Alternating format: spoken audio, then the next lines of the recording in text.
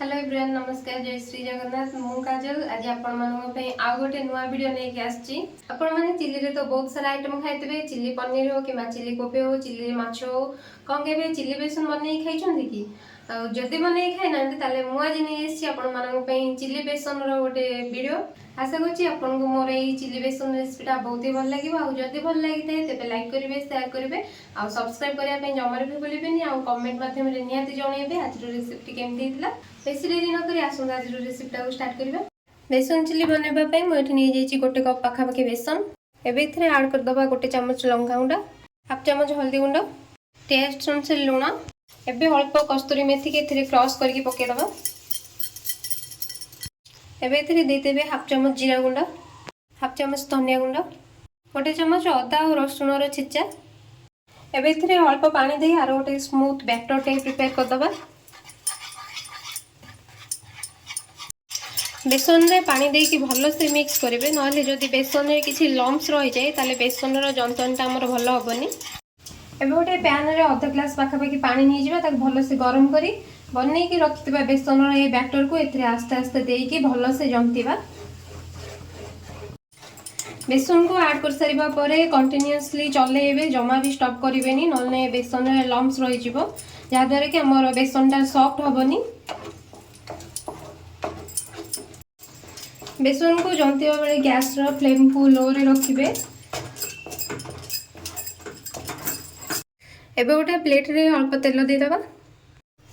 एबे को भलो से हाथ साहाय्य रे ग्रीस कर दबा। एबे जंती के रखिबा बेसन को ए प्लेट रे ऐड कर दबा।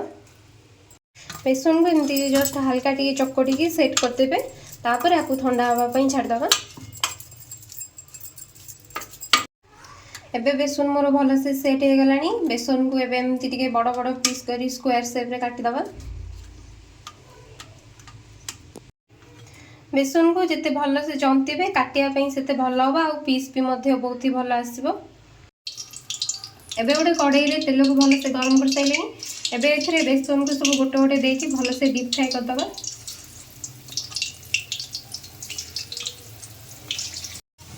एबे बेसन गोटे साइड फ्राई हो सारानी। एबे आपु लौटाई कि आरो साइड टा को भलो से फ्राई करिबा।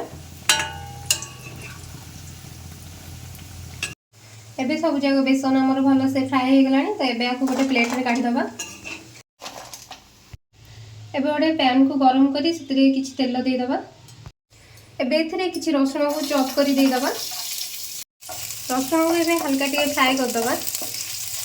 एबे एथरे काटी के रखथिबा पियाज और कैप्सिकम को दे दबा।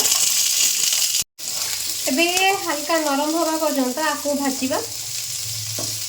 एबे एटा हल्का फ्राई हो आसलानी। एबे एथरे ऐड कर दबा लूण। एबे आपको 2 मिनिट पर्यंत भाजीबा। एबे गोटे बाउल रे नै जिबा किछि ग्रीन चिली सॉस, किछि टमाटो केचप, अल्प सोया सॉस। एबे इथरे अल्प पानी दे ए सब को भलो से मिक्स कर दबा। एबे ई सब तक सॉस को आधे दे दबा। एबे ई सब को भलो से मिक्स कर दबा। एबे छाणी की रखथिबा बेसन को एथरे ऐड कर दबा। एबे आपको भलो से मिक्स करी 2 मिनिट पे छाड़ दबा। एबे चिल्ली रो थिकनेस पे एथरे दे दबा कॉर्नफ्लोर स्लरी। एबे को 1 मिनिट पर्यंत कुक करिबा। एबे गार्निशिंग पे ऊपर दे देबे अल्प धळा राशि।